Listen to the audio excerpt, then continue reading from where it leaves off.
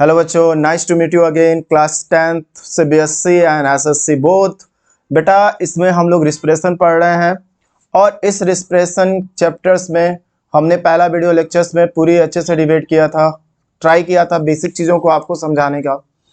और ये second video lectures है जिसमें हम बेटा पढ़ेंगे respiration, type of respiration, combustion and breathing के बारे में।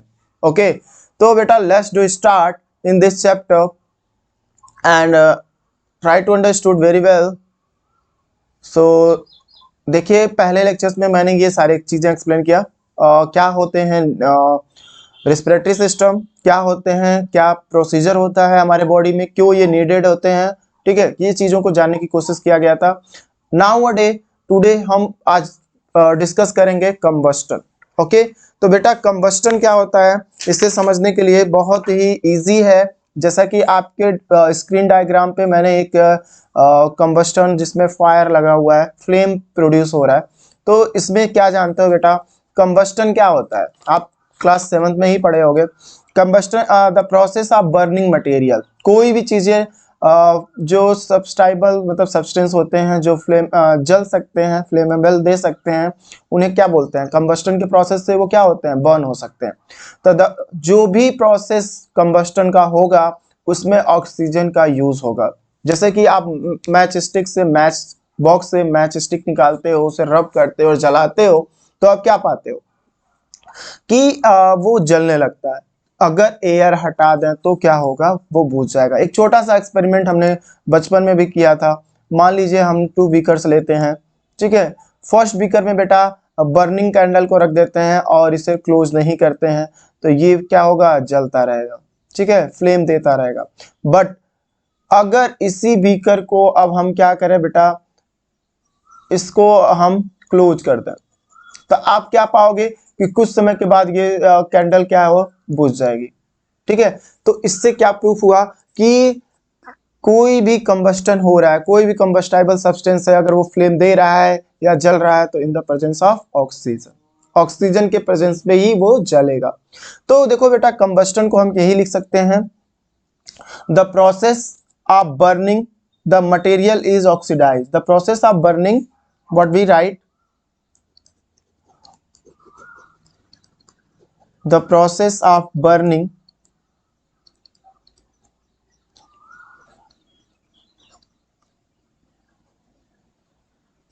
the process of burning the material is oxidized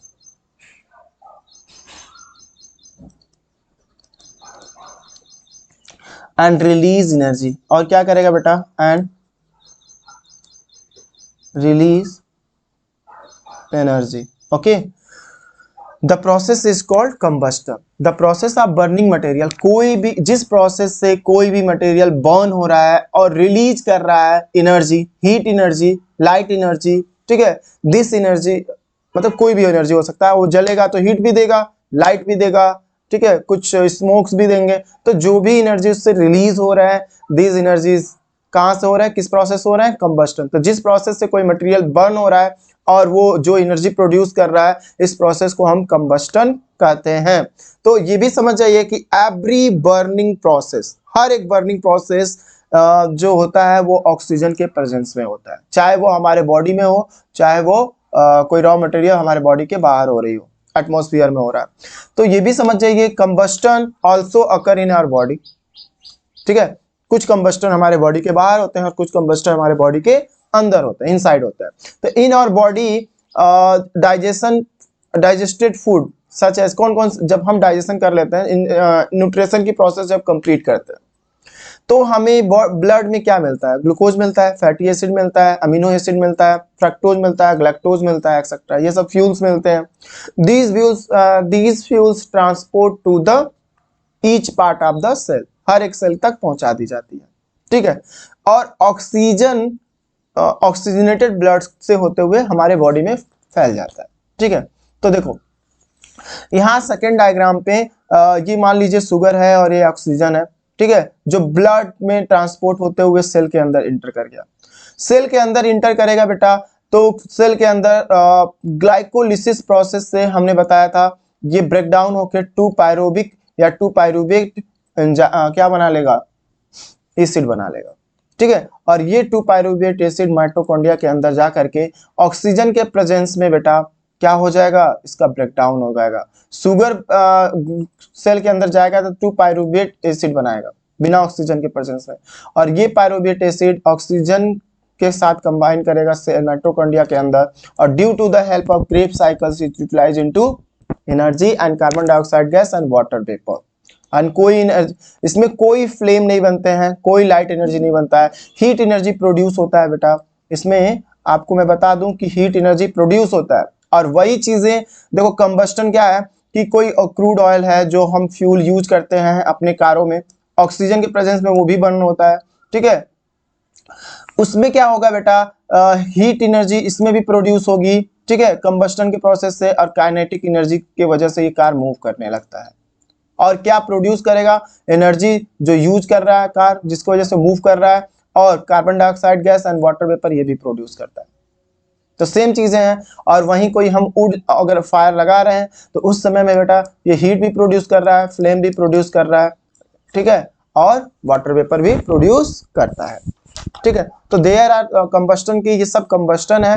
तो कंबस्टन जो एटमॉस्फेरिक में हो रहा है तो उसमें हीट और लाइट और क्या फ्लेम प्रोड्यूस कर रहा है, water vapour and carbon dioxide also produce कर रहा है। वही फ्यूल जब हम कंबस्टन कर रहे हैं कार के अंदर तो ये क्या प्रोड्यूस कर रहा है बेटा, kinetic energy, carbon dioxide gas and water. लेकिन जब लिविंग ऑर्गेनिज्म के अंदर जो फूड बर्न हो रहा है, ठीक है, जो कंबस्टाइल हो रहा है, तो इसमें फ्लेम नहीं बन रहा है, हीट बन रहा है, एटीपी बन रहा है, कार्बन डाइऑक्साइड गैस बन रहा है और वाटर बन रहा है।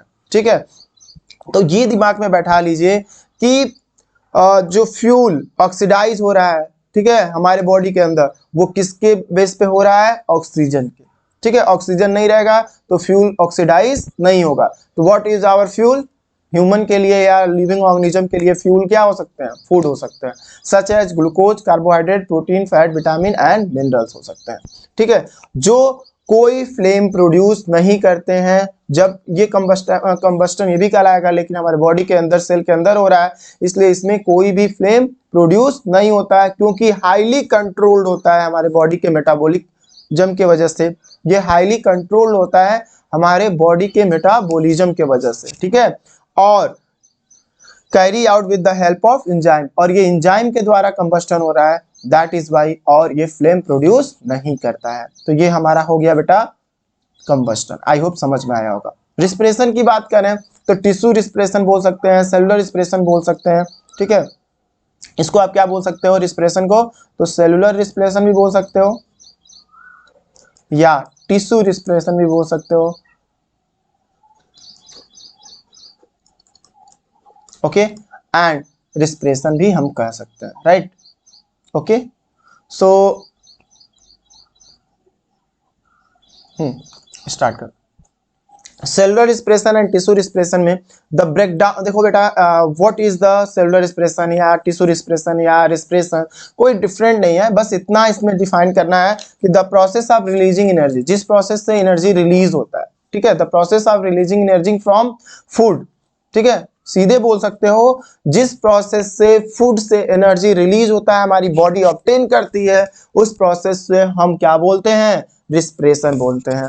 ठीक है, तो इसको अगर ऑर्गेनाइज तरीके से हमें लिखना हो तो हम ये लिख सकते हैं, the process of releasing energy from the food in our body is called respiration.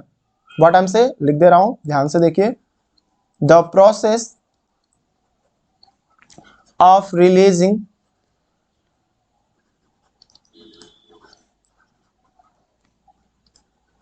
energy from food in our body, in our cell।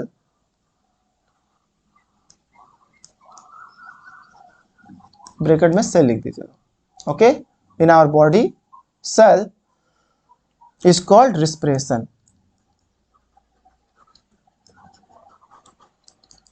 What I am say, हमने ये कहा the process of releasing energy from food in our body is called respiration। okay, and it is a biochemical process, क्योंकि ये living organism के अंदर हो रहा है बेटा, इसलिए इसको क्या बोला जाएगा, it is a biochemical process। respiration क्या है, बायो केमिकल प्रोसेस कहलाएगा, ठीक है।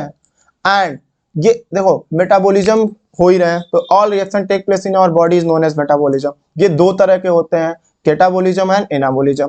एनाबॉलिज्म में बेटा एंडोथर्मिक एंड एक्सोथर्मिक के बेस पे एक एनर्जी यूज हो रही है और एक में एनर्जी क्या हो रही है, खर्च हो रही है। तो रिस्पिरेशन में एनर्जी क्या बन रही है, प्रोडक्शन हो रहा है, तो इसको क्या बोलोगे, कैटाबॉलिक रिएक्शन।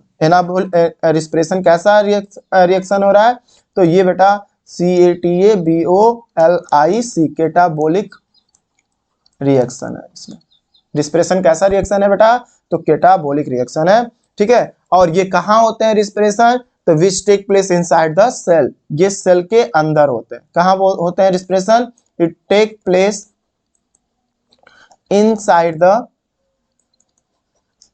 सेल। ये कहाँ हो रहा है बेटा, ये सेल के अंदर हो रहा है। What is the reaction of respiration, respiration का क्या रिएक्शन होगा, डू यू नो? ओके, देखिए रिस्पिरेशन का रिएक्शन यही है कि हमने फूड को न्यूट्रिशन के प्रोसेस से यूटिलाइज किया इन the form of glucose, fructose, lactose, amino acid. Okay, glucose का फॉर्मूला क्या होता है बेटा, C6H12O6, राइट। आफ्टर दैट इसमें बेटा हम ऑक्सीजन ले रहे हैं ब्रीदिंग के हेल्प से, डिफ्यूजन के प्रोसेस से ब्लड में डिफ्यूज हो जाता है, ब्लड क्या बन जाता है, ऑक्सीजनेटेड ब्लड। और जो ब्लड में आरबीसी सेल है वो उसके पास हीमोग्लोबिन है जो ऑक्सीजन को कैरी करके ट्रांसपोर्ट होते हुए हर एक सेल के पास क्या पहुंचा देगा, 6 मॉलिक्यूल ऑफ, मतलब यहाँ पे 6 मॉलिक्यूल, एक ग्लूकोज के ब्रेकडाउन के लिए 6 मॉलिक्यूल ऑफ ऑक्सीजन चाहिए, ठीक है। ओके, अब देख बेटा जो ग्लूकोज है वो सेल के अंदर जाएगा तो what will happen, it oxidise, it utilise या it break down, okay, in the form of 2 ATP, मतलब सॉरी 2 ATP तो बनेगा ही 2 पायरोबिक एसिड में, ठीक है। वो पायरोबिक एसिड माइटोकॉन्ड्रिया के अंदर इंटर करेगा, क्या बोल रहा हूं, माइटोकॉन्ड्रिया के अंदर इंटर करेगा ये पायरोबिक एसिड और ये ऑक्सीजन भी। इसके बाद से ये यूटिलाइज होकर के, ठीक है, by due to the help of Krebs cycle, ETS cycle, it convert 6 molecule of carbon dioxide, 6 molecule of water vapour, ठीक है, एंड 38 ATP एनर्जी मिल जाएगा। तो बॉडी को क्या चाहिए, 38 ATP एनर्जी ही चाहिए।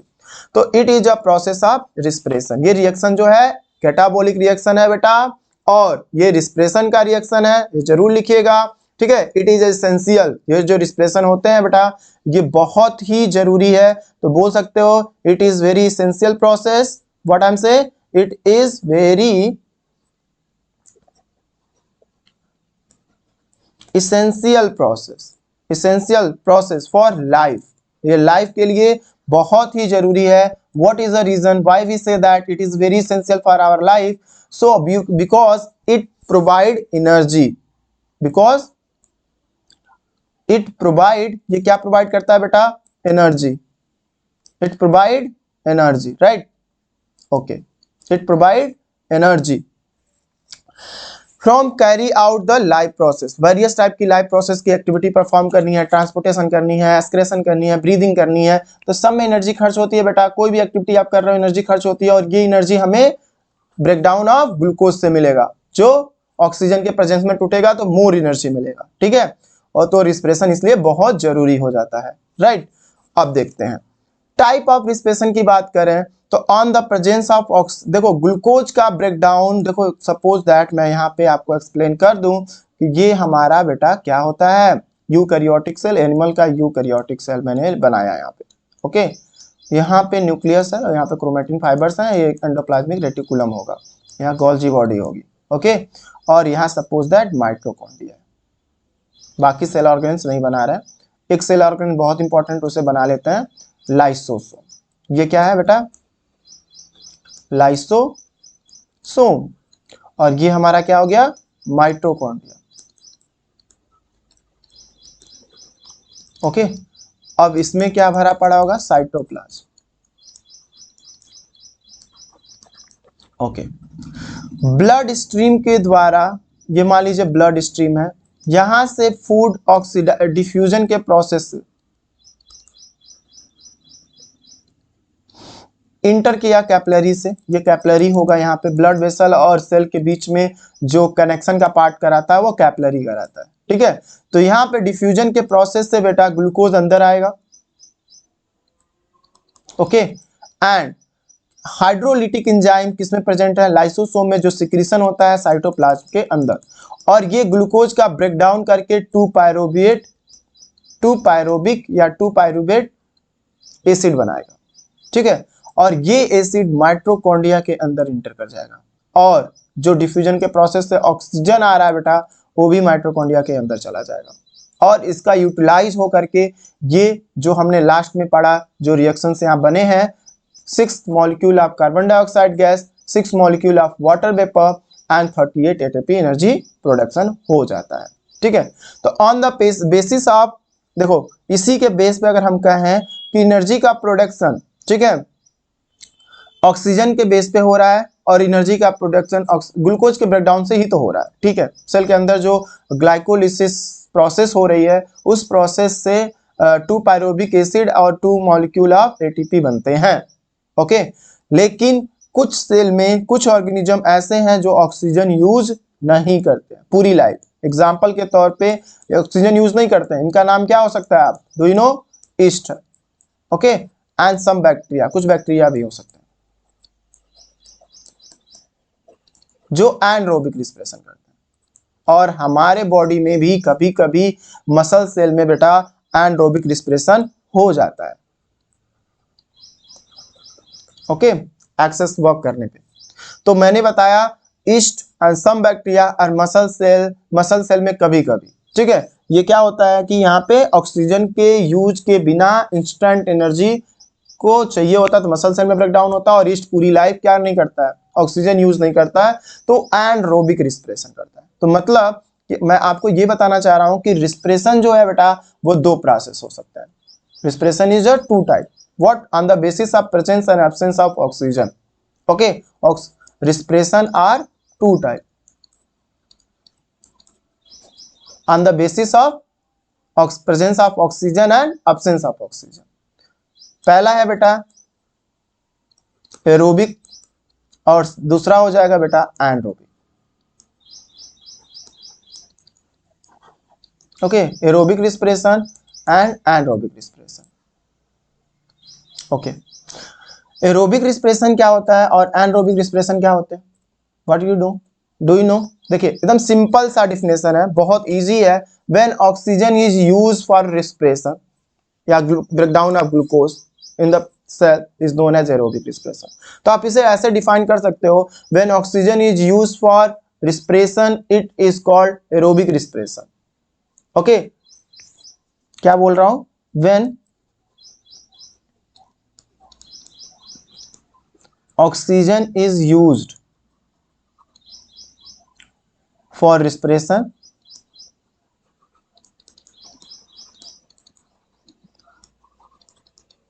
and release energy, when oxygen is used for respiration it is called aerobic respiration, okay। when oxygen is not used, anaerobic में ठीक इसी का अपोजिट हो जाएगा, when oxygen is not used, okay, for respiration it is called, क्या बोल देंगे, anaerobic, okay. And जो देखो बेटा ऑक्सीजन जिसमें एरोबिक रिस्पिरेशन में ऑक्सीजन यूज हो रहा है, तो इसमें ये जान जाइए कि मोर एनर्जी का मतलब जो ग्लूकोज मॉलिक्यूल है ये कंप्लीटली ब्रेक डाउन हो जाएगा, ठीक है। ऑक्सीजन यूज करने की वजह से ग्लूकोज का ब्रेकडाउन कंप्लीट होता है। तो क्या सेकंड पॉइंट लिखोगे, glucose is completely break down into CO, किसमें, ATP, CO2 6 molecule and 6 molecule water vapour, ये कंप्लीट ब्रेकडाउन होता है यहाँ पे। लेकिन ग्लूकोज का ब्रेकडाउन यहाँ कंप्लीटली नहीं होता है, किसमें, एनारोबिक रिस्पिरेशन में। एनरोबिक रिस्पिरेशन में ऑक्सीजन यूज नहीं हो रहा है, इसलिए इसमें कंप्लीटली ग्लूकोज का ब्रेकडाउन नहीं होता है। और इसमें कंप्लीटली ब्रेकडाउन नहीं होता है तो इनके प्रोडक्ट भी क्या होंगे, डिफरेंट बनेंगे। क्या क्या बनेंगे, ethanol, carbon dioxide gas and energy बनेंगे। क्या बनेंगे बेटा, मान लो अगर इसमें हुआ तो एथेनॉल बनाएगा,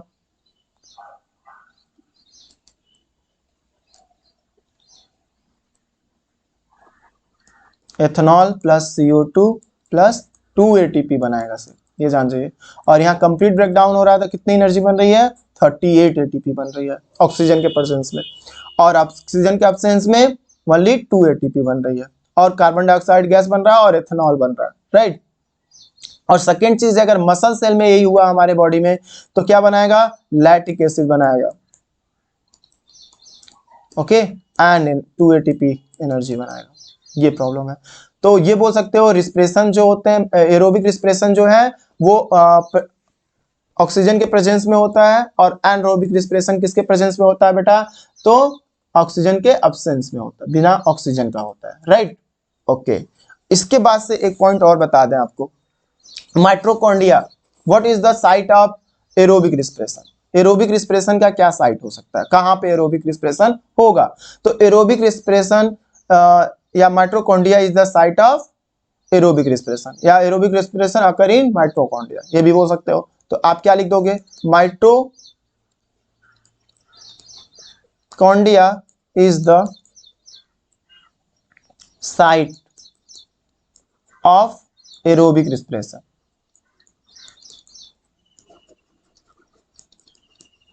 okay. And mostly living organism carry out aerobic respiration, ज्यादातर ये लिविंग ऑर्गेनिज्म हायर एनिमल्स में होगा, ठीक है, लोअर एनिमल्स में ही एनारोबिक रिस्पिरेशन होते हैं। एरोबिक रिस्पिरेशन ह्यूमन में हो गया, डॉग में हो गया, cow, lion, earthworm, most insect and most plants में होते हैं, ठीक है।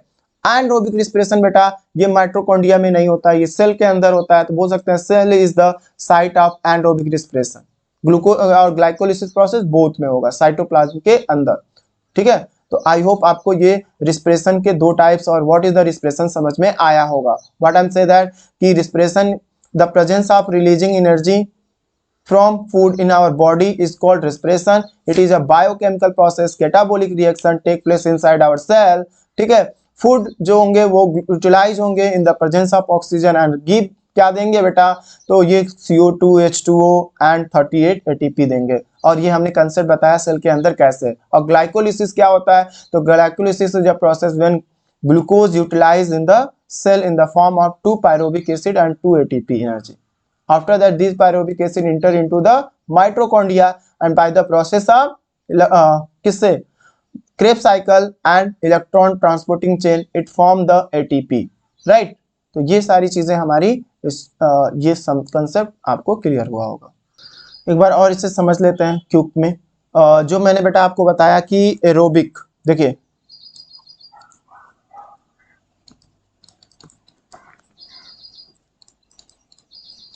एरोबिक रिस्पिरेशन जो मैंने बताया, तो मैंने ये बताया respiration that occur in the presence of oxygen, respiration that occur in the presence of oxygen are called aerobic respiration, ठीक है। और during aerobic respiration glucose is completely break down, glucose का ब्रेकडाउन कंप्लीट होता है, जिसके वजह से it form the carbon dioxide gas, water vapour and 38 ATP energy.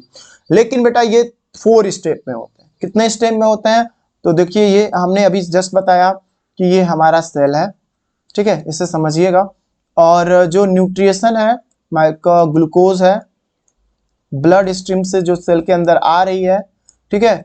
तो इसमें ग्लूकोज जो इंटर करेगा, ठीक है, C6H12O6 सेल के अंदर, तो ये बेटा इसका ब्रेकडाउन हो जाएगा pyruvate to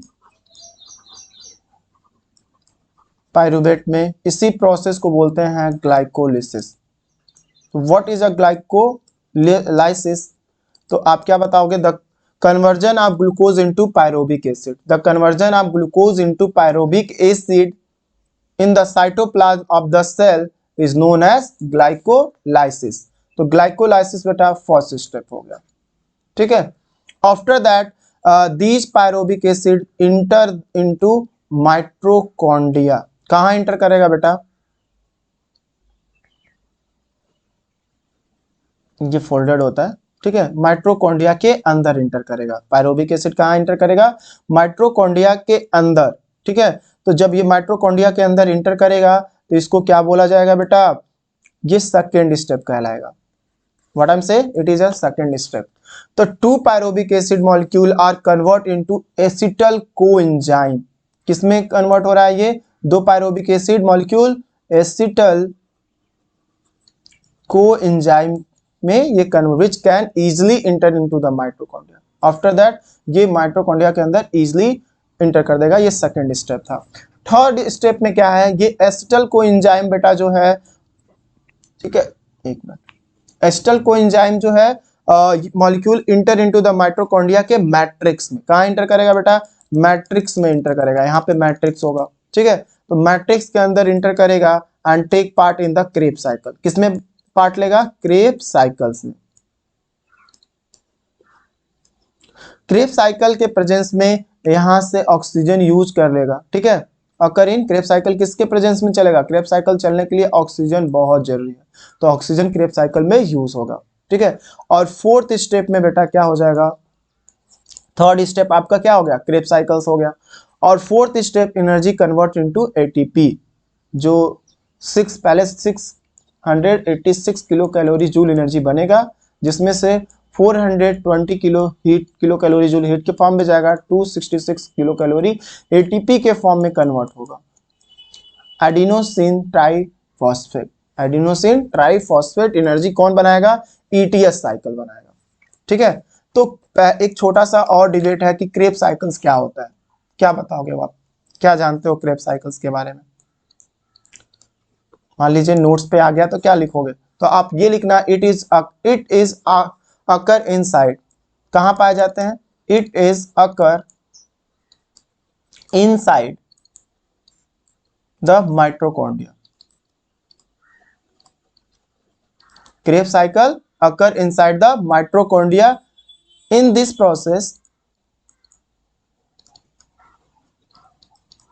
this process, each molecule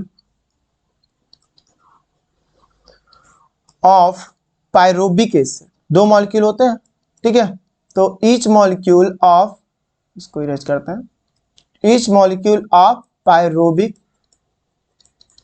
acid completely oxidized,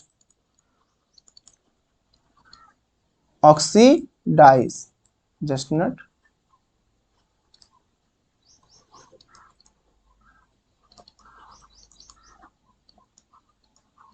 oxidise into, किसमें टूटेंगे बेटा, तो 3 molecule of carbon dioxide gas में, ठीक है।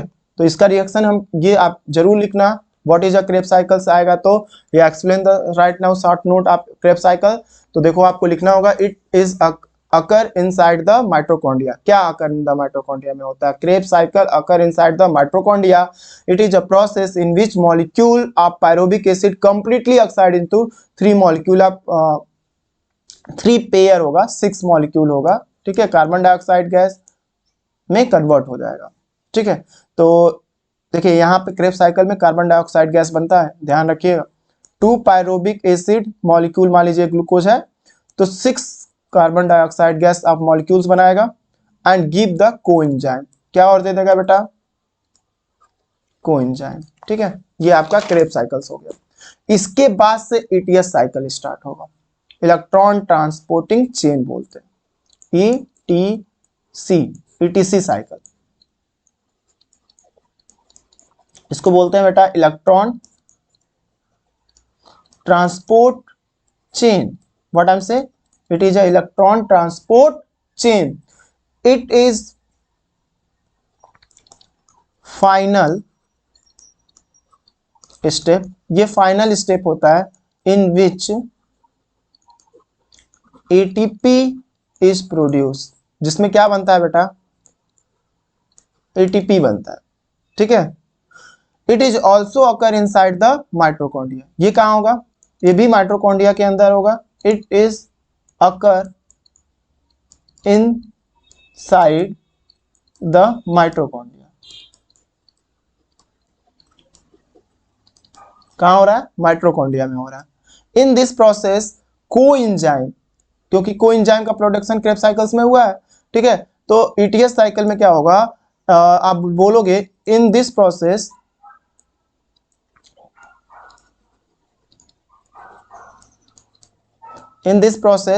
कोएंजाइम रिड्यूस होंगे। क्या होंगे बेटा? रिड्यूस्ड होंगे। What I am say? Reduced are oxidized. Coenzyme are oxidized with the help of, किसके हेल्प से? ऑक्सीजन के हेल्प से। और क्या बना देगा बेटा? H2O बना देगा, water vapour, and release large amount of energy. And release large बोल सकते हो, लार्ज अमाउंट या huge amount of energy. Large amount of energy, ये आपको दिख नहीं रहा होगा, अब दिखेगा। It occur inside the mitochondria. In this process coenzyme reduce oxidize with the help of oxygen and क्या बनाएगा? Water vapour, and release large amount of energy. ठीक है, तो इसका रिएक्शंस क्या होगा बेटा?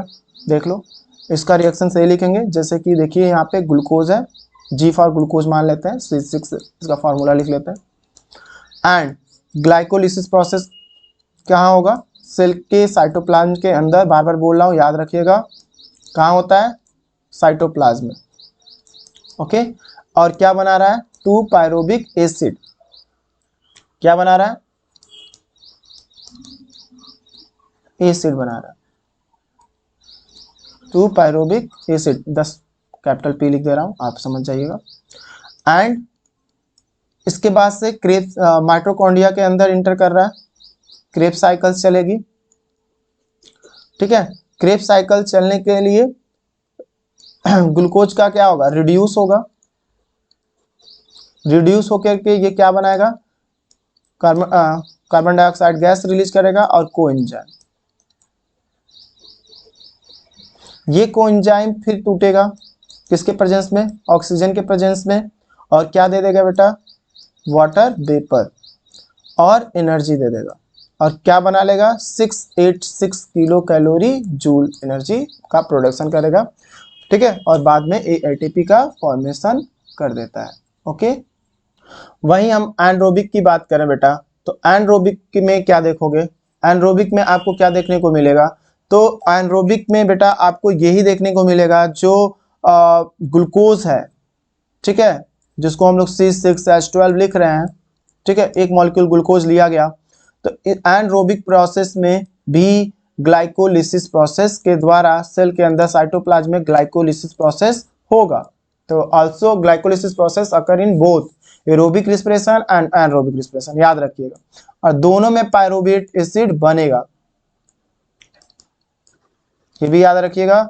और ये फर्मेंटेशन के प्रोसेस से कार्बन डाइऑक्साइड गैस और क्या बना लेगा? इथेनॉल। इथेनॉल का फॉर्मूला क्या होता है? C2H5OH। इथेनॉल बनाएगा और +2 ATP एनर्जी का फॉर्मेशन कर देगा। ठीक है, तो व्हाट इज अ फर्मेंटेशन? ये किस प्रोसेस से हुआ बेटा? फर्मेंटेशन। तो फर्मेंटेशन क्या है? Fermentation is an aerobic respiration. यहां मैं लिख दे रहा हूं, इंपॉर्टेंट है एग्जाम के लिए और नॉलेज के लिए भी। तो फर्मेंटेशन क्या है बेटा? It is an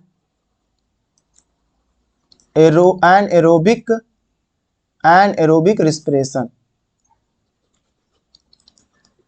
fermentation is an aerobic respiration. It occur कहां पाया जाएगा? तो it occur in the absence of oxygen in the process of pyruvic acid. In this process, pyruvate acid PA लिख दे रहा हूँ, pyruvate acid molecule are partially oxidize, इसमें completely oxidize नहीं होगा, ये कैसा ऑक्सीडाइज होगा, acid molecule are partially oxidise,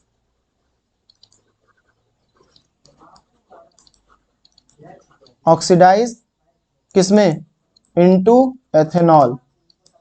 ethanol का फॉर्मूला मैंने क्या लिखा था, C2H5OH और लैक्टिक एसिड, ठीक है। तो ये this process is known as fermentation. अगर इसको मैप के द्वारा देखें तो यही बनेगा, C6H12O6 ग्लाइकोलिसिस प्रोसेस हो रही है, 2 मॉलिक्यूल ऑफ पायरुविक एसिड बन रहे हैं, ठीक है, ऑक्सीजन का यूज नहीं हो रहा है, तो ये एनर्जी का फॉर्मेशन कर रहा है फर्मेंटेशन प्रोसेस से, कितना, 2 ATP एंड और क्या बना रहा है, कार्बन डाइऑक्साइड गैस और एथेनॉल बना रहा है, ठीक है। तो ये हमारा एनारोबिक रेस्पिरेशन का प्रोसेसर हो गया। अब हम नेक्स्ट में वीडियो लेक्चर्स में ब्रीदिंग पढ़ेंगे, जिसमें inhalation, exhalation and how can when, कब हमारी चेस्ट कैविटी की वॉल्यूम बढ़ेगी, जब कब हमारी चेस्ट कैविटी की वॉल्यूम घटेगी, इसके वीडियो लेक्चर थर्ड में हम डिबेट कर लेंगे। Okay bye, take care.